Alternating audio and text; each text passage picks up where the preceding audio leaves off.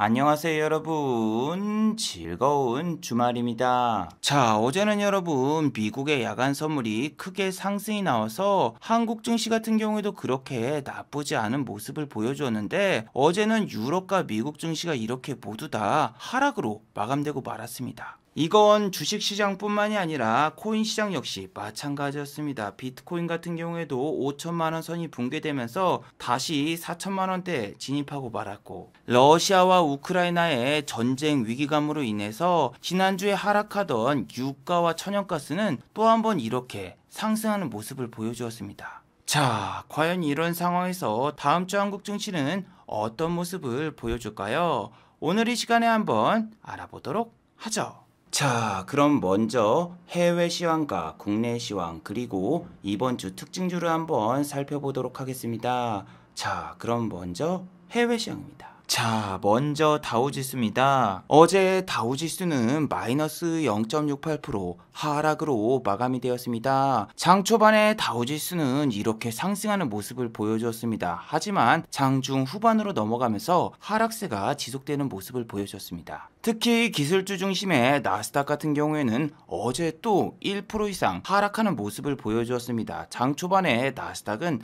상승으로 출발했지만 장중 후반으로 넘어가면서 하락세가 계속되었습니다. 자, 그렇다면 어제 다우와 나스닥이 이렇게 하락으로 마감된 이유는 뭘까요? 자, 첫 번째는 미국의 옵션 만기일 때문입니다. 한국 같은 경우에는 지난주 목요일이 옵션 만기일이었는데, 미국 같은 경우에는 매달 세 번째 주 금요일이 옵션 만기일 혹은 선물 옵션 동시 만기일입니다. 자, 그래서 다우와 나스닥의 차트를 보시면은 어느 정도 하방을 지지해주는 모습을 보여줍니다. 지난번 저점을 절대로 훼손하지도 않았고, 지난번 저점도 깨는 모습을 보여주지 않았죠. 반면 한국 같은 경우에는 미국과 다르게 이렇게 지난번 저점도 다시 터치하러 가면서, 지난번 코스닥 같은 경우에는 연중 최저점을 갱신하러 갈 뻔했거든요. 그런데 여러분, 지난주에는 우리나라가 옵션 만기일이었습니다. 우리나라 옵션 만기일이 끝나니까 코스피도 그렇고 코스닥도 그렇고 바로 하방으로 꽂아버리는데, 여러분 선물 옵션 동시 만기일이라던가 옵션 만기 같은 경우에는 너무 빠져도 안 되고 너무 올라도 안 되기 때문에 어느 정도 상방과 하방의 포지션의 지지선이 있습니다. 그래서 여러분, 다음 주 다우와 나스닥이 진짜 중요합니다. 다음 주는 상방과 하방의 지지선이 없기 때문에 지난번 저점을 다시 한번 깨러 갈 것인지 아니면 다시 한번 위로 치고 올라갈 것인지 결정되는 정말 중요한 순간인데, 일단 다음 주 월요일은 미국 증시가 대통령의 날로 휴장이기 때문에 한국 증시는 여러분 미국 증시의 하락분을 반영받을 것인가 아니면은 중국 증시의 상승세를 같이 따라갈 것인가, 이게 정말 중요합니다. 중국 증시 같은 경우에는 올림픽 때문인가요? 진짜 올림픽 기간 내내 주가가 빠지질 않아요. 그러면은 여러분 어떡하죠? 내일이 여러분 베이징 동계올림픽의 폐막식인데. 자, 그리고 여러분 어제 한국 증시가 상승한 가장 큰 이유가 우리 증시가 빠질 때 미국의 S&P 500과 나스닥 야간 선물이 이렇게 크게 상승 중이라서 한국 증시가 오히려 상승 전환이 되었죠. 자, 미국의 야간 선물이 저렇게 급등한 이유는 미국의 선물 옵션 동시 만기일 이슈도 있고, 두 번째로는 러시아하고 미국이 회의동을 가진다라는 소식 때문에 저렇게 야간 선물이 급등이 나왔고, 자, 보통 미국의 야간 선물이 크게 상승을 하면은 시스템적으로 금융투자의 프로그램 매수가 들어옵니다. 어제 같은 경우에도 금융투자가 코스피를 이렇게 매수하는 모습을 보여주었고, 연기금 같은 경우에도 어제 코스피를 이렇게 순매수를 했는데, 어제 연기금 같은 경우에는 삼성전자를 이렇게 매도했고, SK하이닉스 역시 이렇게 매도를 했으며, 반대로 LG에너지 솔루션만 이렇게 매수하는 모습을 보여주었죠.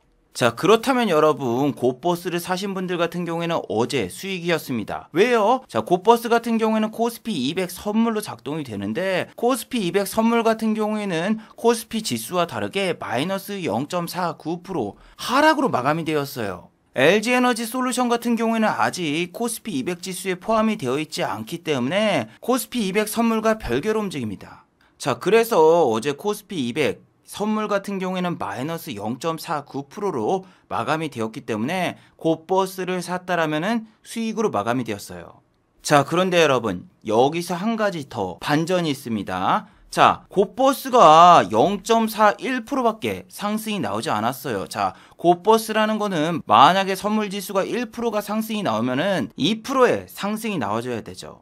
자, 그런데 여러분, 뭔가 이상하죠. 지금은 한국의 야간 선물이 마이너스 0.49% 하락으로 마감이 된 반면에 왜 오히려 곧버스 같은 경우에는 이렇게 상승률이 고작 0.41%밖에 되지 않을까요? 원래대로라면은 곧버스는 이미 0.96% 상승이 나왔어야 돼요. 자, 그 이유는 뭐다? 바로 선물의 마감 시간에 있죠. 자, 선물의 마감 시간은 언제입니까? 우리 장이 3시 30분에 끝났는데도 선물은 계속 진행되고 있죠. 그래서 한국 증시가 마감이 되었을 때까지만 해도 이렇게 선물 같은 경우에는 마이너스 0.49%까지 빠지지 않았습니다. 하지만 그로부터 15분 뒤에 지수가 이렇게 더 빠지면서 결국 선물 지수는 마이너스 0.49%로 마감되고 만 거죠.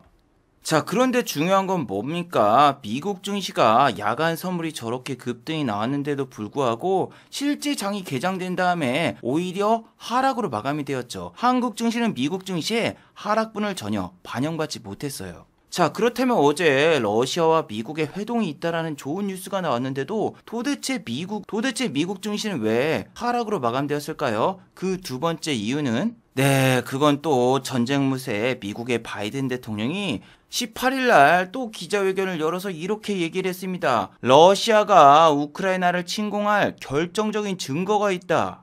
그런데 그 증거, 그리고 그 근거가 뭔지에 대해서는 제대로 이야기를 안 합니다. 러시아가 19일, 오늘이죠. 오늘은 핵 전력 군사 훈련까지 예정이 되고 있기 때문에 이때도 또 전쟁이 날 수 있다. 이렇게 위협적인 발언을 바이든 대통령이 또 이야기를 했습니다. 자, 어제 영상에서도 말씀드렸지만 지금 누구보다 더 바이든 대통령은 전쟁을 바라고 있습니다.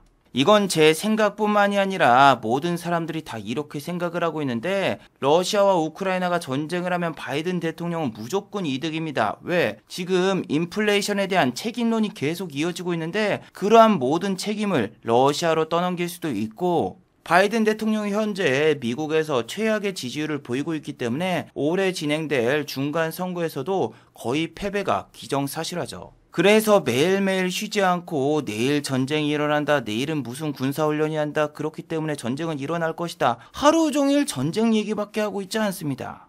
정말 하루도 빠짐없이 매일 똑같은 패턴입니다. 바이든은 매번 기자회견과 인터뷰, 연설문을 통해서 하루 종일 러시아가 침공을 할 것이다 이야기를 하고 있고 연준에서는 무슨 이야기를 한다? 3월 달에 0.5% 금리 인상은 기정사실화라고 매번 이야기를 하죠. 자, 어제 같은 경우에도 뉴욕 연방준비은행 총재 같은 경우에는 뉴저지 대학에서 주최한 컨퍼런스에서 지금은 기준금리를 올려야 될 때 3월 달에 0.5% 금리 인상에 대해서는 본인은 찬성하는 편이다. 이런 이야기를 했습니다. 자, 그런데 저런 이야기가 매번 나와도 비트코인 같은 경우에는 이렇게 급등이 나오고 그 위로는 상방 지지를 어느 정도 해주면서 코인이 너무 좋은 모습을 보이길래 혹시라도 미국 증시가 지금은 옵션 만기일 때문에 내리고 있지만 옵션 만기일이 끝나고 위로 한 방 쏴주면서 올라가지 않을까 이런 신락 같은 기대감을 가지고 있었으나 그런 기대감은 와장창 무너지고 말았습니다. 자, 비트코인 시장 같은 경우에도 5천만 원대를 강력히 지지해주다가 한꺼번에 뺐습니다. 한꺼번에 마이너스 7% 이상 급락이 나왔고 어제도 내렸고 오늘도 내렸습니다. 자, 그리고 이건 알트코인 시장도 마찬가지입니다. 알트코인은 그냥 죽을 때까지 계속 내리면서 상승하는 알트코인이 거의 없어요. 자, 그래서 한국 증시 같은 경우에도 비트코인처럼 와장창 무너지면서 그냥 한꺼번에 다시 빼버리는 게 아닌가 이런 공포감이 상당히 커지고 있습니다. 우리는 올림픽이 끝나고 푸틴이든 바이든이든 전쟁에 대한 이야기가 더 이상 안 나오고 좋은 소식이 나오면은 월요일날 어느 정도 상승을 기대해 볼 수 있겠지만 그런 뉴스가 나오지 않는 이상 한국 증시 같은 경우에는 불안감이 지속될 수밖에 없습니다. 특히 이틀 전이었죠. 동학개미 분들이 1조 원의 투매를 했을 때 외국인 투자자 같은 경우에는 이렇게 코스피를 6,490억 순매수하는 모습을 보여주었습니다. 하지만 어제 같은 경우에는 외국인 투자자가 코스피와 코스피 선물을 이렇게 대량 매도하는 모습을 보여주었죠. 어제는 외국인 투자자가 약 1,700억 원에 순 매도하는 모습을 보여주었고, 인버스라던가 곱버스 그리고 지수 하방 베팅인 풋옵션을 이렇게 매수하는 모습을 보여주었는데, 어제 증시 같은 경우에는 장막판에는 외국인이라던가 기관이 매수로 전환된 모습도 보여줬지만, 장 초반부터서 장 중반까지는 개인 투자자분들의 대량 매수로 우리 코스피와 코스닥이 상승 전환이 되었거든요. 그래서 어제 증시는 솔직히 증시가 외줄타기하는 모습을 보여주었고, 매수하는 외국인 투자자도 보시면은 이렇게 JP모건 창구라던가 메릴린치 창구가 대부분이라서 그렇게 땡기는 종목이라던가 땡기는 섹터도 없었죠.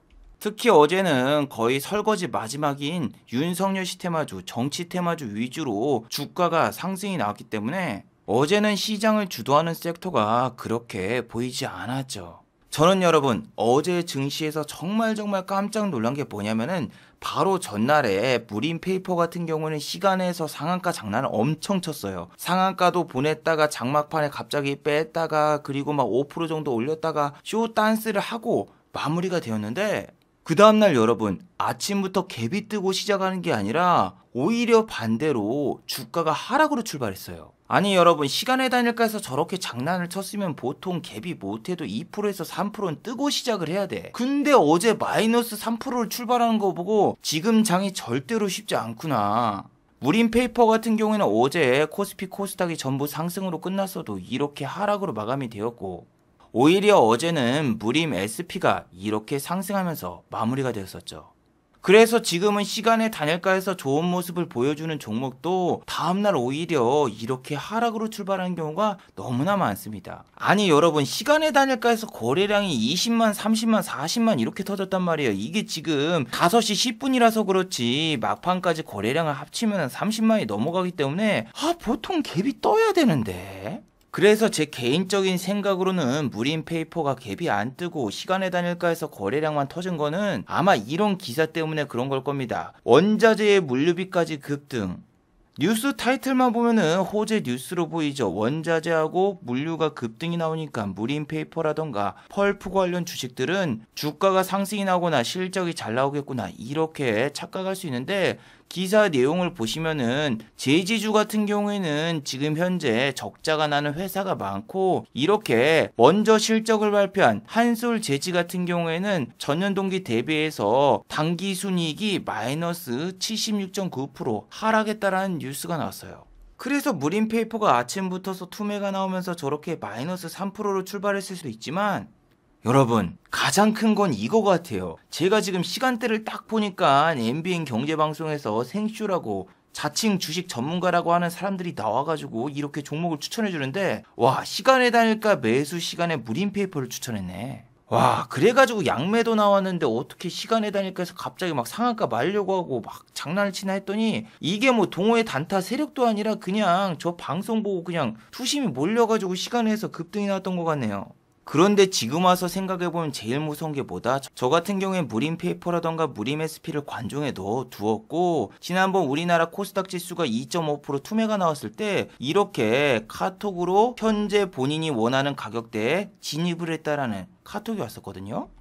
근데 제가 원하는 가격대는 2,700원대 이런 가격이었는데 2,700원도 깨버리니까 도저히 엄두가 안 났습니다. 그런데 이렇게 종가에 갑자기 말아 올렸고 시간에서도 상한가를 가려는 모습까지 보여주니까, 아침에 만약에 갭이 뜨면은 여기까진 갈 것 같은데 요거 먹으려고 한번 사볼까 했는데 시작부터 빠지고 시작하니까 또 못 샀어. 그리고 또 금요일에는 무림페이퍼가 아니라 오히려 무림 SP가 올라왔습니다. 무림 SP는 이등주입니다. 물론 무림 SP가 상승으로 마감이 되었다고 해도 매수 주체가 단타의 장 JP모건과 지난주 수요일 역시 이렇게 대량 매수한 집단이 누구다? 메릴린치입니다.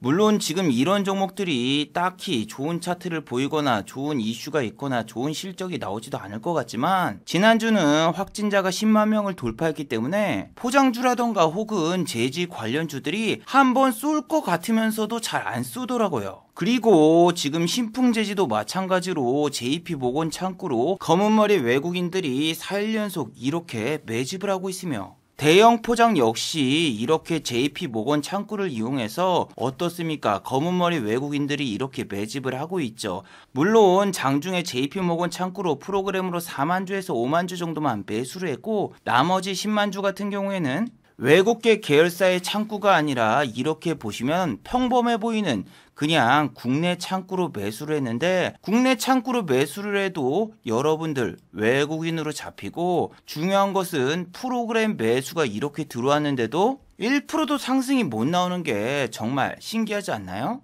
외국인과 기관 같은 경우는 지금 보시면은 밑에다 깔아놓고 밑에서만 매수를 하기 때문에 위로는 사지 않습니다. 위로 사주지 않으면 당연히 주가가 위로 못 올라가고 얘네들 같은 경우에 이렇게 매수를 해도 조금만 갭이 뜨거나 이렇게 뉴스가 나오는 순간 고점에서 그냥 패대기를 쳐버립니다. 자, 2월 15일 발렌타인데이 다음 날에도 무림페이퍼가 급등하니까 대형 포장 역시 이렇게 고점에서 외국인과 기관이 대량 매도를 했고 2월 4일 같은 경우에도 이렇게 17.22% 급등이 나왔지만 외국인과 기관 같은 경우에는 그 전날에 매집했던 수량 모두를 이렇게 한 번에 던져버리고 말았죠.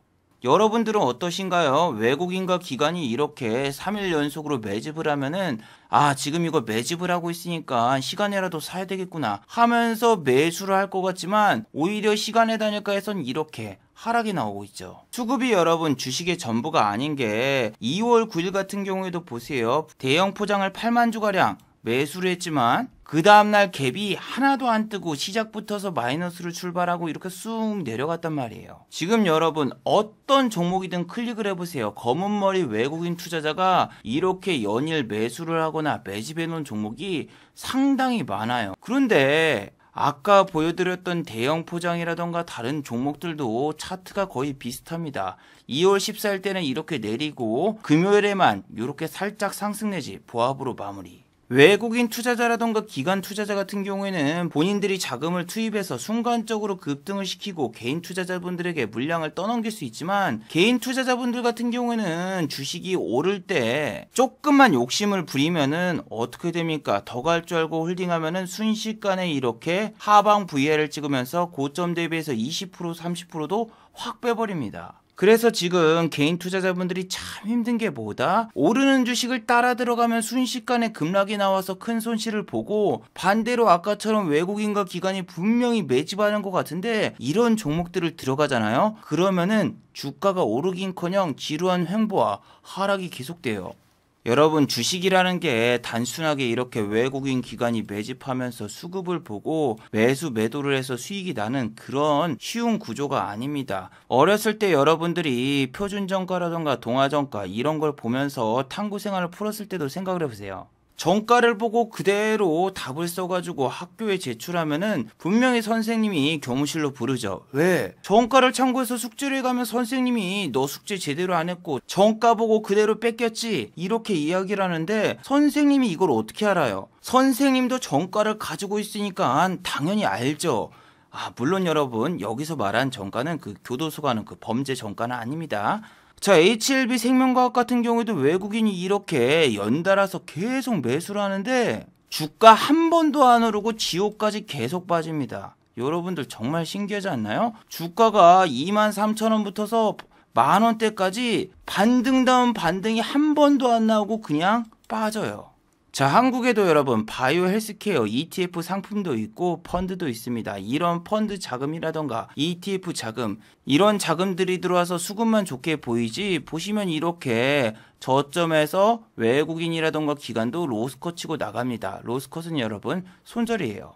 그래서 여러분들이 지금 단순하게 수급 보고 스윙으로 가져가 본다 혹은 비중 베팅을 때린다 절대 비추천입니다. 물론 지금 실적이 잘 나온 주식 같은 경우에도 실적 발표 전이나 실적 발표 나오고 난 다음에 바로 빼고 튀는 그런 상황이기 때문에 실적주도 지금 상당히 위험합니다. 자, 삼보산업 같은 경우에는 이준석 씨 테마주인데 보시면은 3일 동안 외국인과 기관이 양매수를 했고 단타의 장 메릴린치와 그리고 JP모건이 프로그램 매수를 통해서 금요일날 이렇게 순매수하는 모습을 보여주었죠. 자, 그런데 금요일날 시간의 단일가에서 이렇게 상한가를 말아버렸습니다. 상한가를 간 이유는 이준석 씨의 지지율이 올라갔다 이런 게 아니라 삼보산업이 장 마감 후에 실적을 발표했습니다. 영업이익이 전년 동기 대비해가지고 73%가 증가를 했습니다. 그리고 매출액 같은 경우에는 18.72%가 늘어났고 당기순이익은 적자에서 흑자로 전환이 되었어요. 자, 삼보산업 같은 경우에는 단 한 번도 이렇게 당기순이익이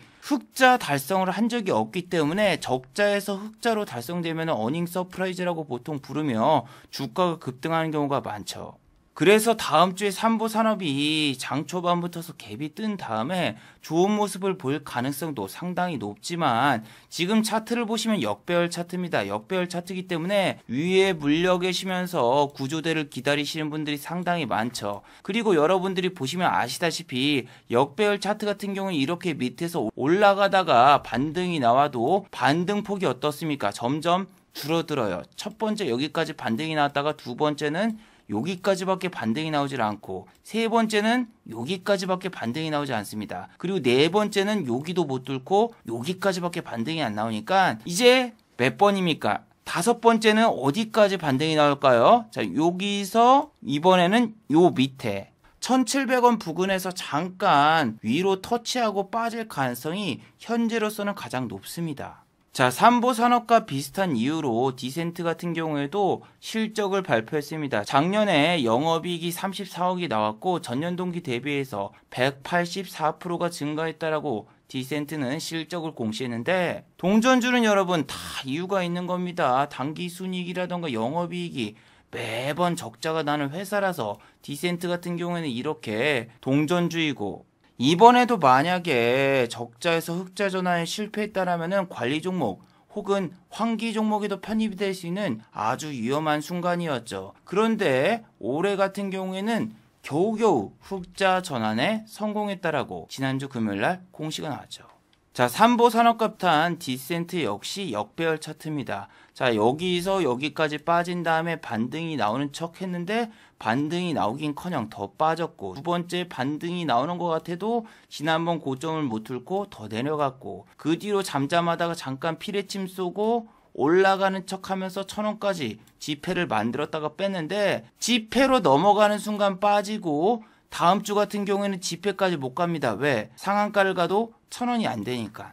자, 그래서 만년 적자인 회사들이 지금 실적 발표 이후에 어닝 서프라이즈로 인해서 저렇게 흑자 전환에 성공했다고 해도 월요일날 여러분 너무 큰 기대는 하지 마세요. 왜냐하면 여러분 원풍물산 같은 경우에도 지난주에 어떤 모습을 보였나요? 얘 상한가 보낼 수 있었어요. 왜냐하면은 이 종목은 동전주고 작년 11월 같은 경우에도 무슨 화이자 뉴스 뿌리면서 이렇게 상한가를 말았던 전래동화 같은 전래가 있었거든요. 물론 여러분 지난주 같은 경우에도 이렇게 상한가를 말자마자 그냥 바로 확 밀어버리고 동시효과 때는 더 많이 빼버렸거든요.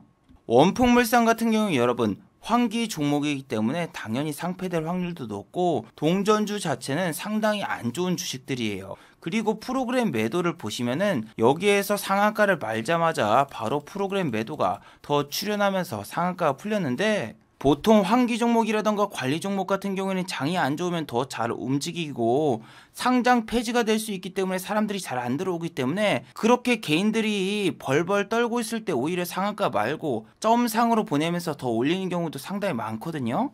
자, UNI 보세요. UNI 같은 경우에는 기술 특례 상장으로 상장 폐지가 원래 모면돼야 되는 주식이지만 지금 보시면은 이렇게 4년 연속 적자가 지속돼서 올해도 만약에 적자가 누적이 되거나 적자 실적이 나오면은 상폐가 되거나 혹은 관리 종목, 환기 종목에 편입이 되죠. 자, 그러니까 여러분 UNI 현재 주가가 어떤 모습을 보이고 있나요? 예, 마지막 불꽃쇼가 될 수 있게 이렇게 5,000원짜리 주식을 33,800원 잭필드 5종 세트 가격까지 올려버리고 말았죠. 특히 여러분 지금 UNI 같은 경우에는 상한가를 간 이유가 참 웃깁니다. 제2의 에디슨 EV다. 에디슨 EV에 제3자 배정 유상증자를 추진한다. 아니 지금 6년 연속 적자인 기업이 지금 무슨 돈이 있다고. 아휴, 이건 여러분 누가 봐도 상폐 시즌 되기 전에 막판에 한탕 쳐먹고 튀려는 세력들의 의도가 보이죠. 자, UNI 같은 경우는 여러분 투자 위험 종목으로 지정이 되면서 다음 주 월요일날 거래가 하루 중단이 됩니다. 그래서 개인 투자자분들 같은 경우에는 저렇게 상패 시즌이 되기 전에 장난치는 종목들이 요즘 나오니까 원풍물산 역시 상한가 랠리가 가거나 혹은 UNI가 거래 중단이 됐을 때 얘가 또 랠리가 가지 않을까, 이러한 기대감에 금요일날 이렇게 개인 투자자만 매수를 했는데, 개인 투자자분들의 생각과 전혀 다르게 원풍물산 같은 경우에는 시간의 단일가에서도 이렇게 추가적인 하락이 발생되었어요. 시가총액이 이 정도밖에 안 되는 종목도 지금 세력들이 상한가를 안 보내는 걸 보니까 확실히 지금 뭐 러시아 전쟁 불안감이라던가 혹은 금리 인상의 여파가 크긴 큽니다. 그리고 저렇게 만년 적자 기업이 흑자로 전환이 되었다고 해서 시간의 단일가에서 상한가를 간 종목 말고도 KCT를 비롯한 디지털 화폐 관련주도 이렇게 상한가를 갔습니다. 자, KCT가 상한가를 간 이유는 다름 아닌 미국 바이든 정부에서 다음 주에 디지털 화폐 관련 행정명령을 발행할 예정이라는 뉴스 때문에 KCT가 이렇게 상한가를 갔죠. 자, 뉴스 내용을 자세히 살펴보시면은 바이든 대통령 같은 경우에는 법무장관실, 국무부, 그리고 재무부에서 미국 중앙은행의 디지털 달러를 출시할 가능성에 대해서 연구하도록 지시한 것으로 알려졌어요.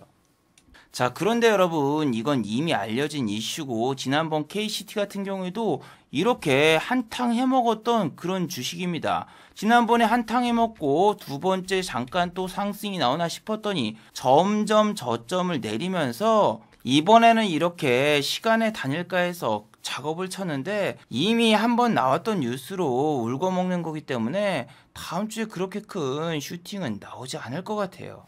자, 그리고 여러분, 지난주 목요일에는 테슬라가 이렇게 5%가 내린 다음에 금요일날도 이렇게 추가적인 하락이 나왔거든요. 그런데 한국 같은 경우에는 오히려 에코프로라던가 LNF, 삼성전기 등 전기차 관련주가 모두 다 이렇게 상승하는 모습을 보여주었거든요. 그런데 중요한 건 뭐 대주전자라던가 에코프로라던가 혹은 뭐 LNF 이런 종목의 매수 주체가 개인입니다. 테슬라의 주가가 금요일날 크게 상승이 나왔으면은 월요일날 저렇게 전기차 관련주가 추가적인 하락이 나오지 않을 것으로 예상할 수도 있지만 이틀 연속 테슬라가 빠졌는데 한국의 전기차 관련주가 버틸 수 있을까요? 지금 여러분 뭐 미국에서도 리오프닝 관련주라던가 리오프닝 섹터 이런 애들은 같이 가면서 따라가는 섹터는 그래도 조금이라도 오를 수 있다라고 보지만 지금 트위터처럼 미국 증시에서 하락하고 있는 섹터는 한국에서도 이렇게 따라가고 있는 경향이 상당히 심하기 때문에 미국 증시에서 내리고 있는 섹터의 주식은 국내 주식도 웬만해서는 안 건드리는 걸 추천합니다. 아니 그나마 여러분 지난주에는 화장품 섹터가 이렇게 크게 상승이 나왔는데 자, 오늘 나온 뉴스죠. 우크라이나 전쟁 때문에 우리나라의 물가가 폭등이 나오면서 화장품과 자동차 부품 섹터에 가장 큰 영향을 줄 수 있다. 이런 뉴스가 나왔습니다. 자, 뉴스의 내용을 자세히 살펴보시면은 러시아가 우크라이나를 침공할 경우에는 국내 산업에 전반적인 미칠 영향이 큰데 여기서 가장 피해가 큰 산업이 화장품, 플라스틱, 그리고 자동차 산업 쪽이 가장 큰 타격을 입을 것으로 생각을 하고 있어요. 그래서 지난주에 이렇게 고점에서 추격 매수하신 분들 같은 경우는 지금 잠을 거의 못 주무시지 않을까요? 이렇게 주가가 오를 때도 밑에 받쳐주는 호가가 없어서 실질적으로 큰 돈으로 매수를 하셨거나 금액이 크신 분들은 다음 주에 투매가 나오거나 혹은 장 초반부터서 하락세가 이어져도 팔 수 있는 방법이 없거든요. 그래서 여러분 우리가 할 수 있는 건 딱 하나밖에 없습니다. 주말에 푸틴이든 바이든이든 제발 좀 긍정적인 뉴스, 러시아가 정군을 철수했다라는 뉴스라던가 아니면 바이든 같은 경우에는 그냥 솔직히 아무 말도 안 했으면 좋겠어요. 여기서 좀 더 도발을 하거나 뭔가 이야기를 꺼내면은 괜히 더 머리만 아파질 것 같아요. 자, 마지막으로 한번 정리해 보도록 하겠습니다. 1번 역배열 종목은 절대로 건드리지 마세요. 역배열 종목 같은 경우는 슈팅이 나와도 상승폭이 한정이 되어 있습니다. 특히 지난주 금요일날 시간의 단일가에서 상한가를 간 삼보산업이라던가 디센스 같은 종목들은 아침에 잠깐 상승이 나온 다음에 하락 전환될 가능성 혹은 음봉으로 전환될 가능성이 높으니 꼭 주의하도록 하세요. 두 번째, 말도 안 되는 뉴스에 넘어가지 마세요. UNI라던가 에디슨 EV 둘 다 공통점은 상한가를 연달아서 계속 갔다라는 점인데, 이런 종목들 같은 경우에는 지금 당장이라도 상장 폐지가 될 수 있습니다. 그런데 이렇게 상장 폐지가 될 수 있는 회사들이 다른 적자 기업들을 인수한다라고 나서는 것 자체가 말이 안 되고, 적자인 회사가 다른 적자 회사를 인수하는 것 자체가 여러분 말이 안 됩니다. 이처럼 말이 안 되는 종목은 상한가를 10번을 가든 100번을 가든 건드리지 않는 걸 추천해 드립니다. 자, 유튜브 광고도 끝까지 시청해 주시면은 정말로 고맙겠고, 좋아요와 구독하기도 많이 눌러주시면은 정말로 고맙겠습니다. 아, 그리고 또 어제 생방송 전에 저를 후원해 주신 정말 고마운 분들이 계셨네요. 네, 제 유튜브 영상 밑에 있는 투네이션 후원하기 버튼을 눌러주시면은 저를 후원해 주실 수 있는데, 아, 제가 착각했네요. 오늘은 후원해 주신 분이 아무도 안 계셨습니다. 자, 다들 수고하셨고 즐거운 주말 되시기 바랍니다. 다들 수고하셨습니다.